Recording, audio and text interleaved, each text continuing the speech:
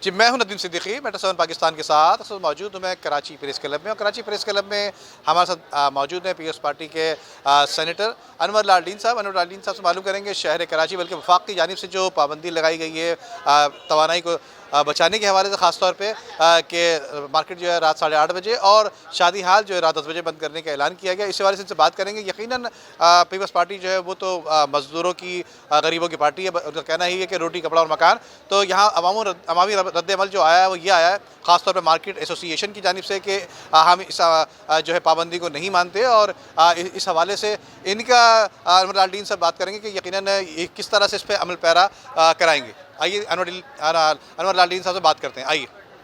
بہت شکریہ آپ کا۔ میں کہتا ہوں کہ انسان کے لیے ریسٹ بھی ضروری ہے۔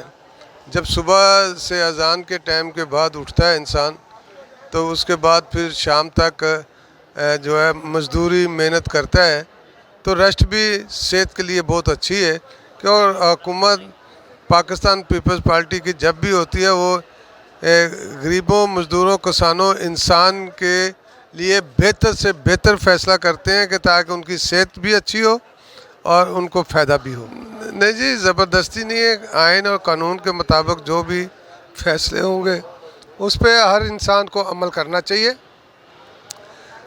زبردستی تو کوئی نہیں، لیکن کیونکہ آئین اور قانون جو ہے کہ پاکستان کی گورنمنٹ نے جو مقرر کرنے اس پہ عمل کرنا چاہیے، اور بلکہ قانون کے خلاف، آئین کے خلاف جو ہے نہیں عمل ہونا چاہیے تاکہ کسی کا بھی نقصان نہ ہو۔ عمدہ میں پکائیں اور جی بھر کے کھائیں۔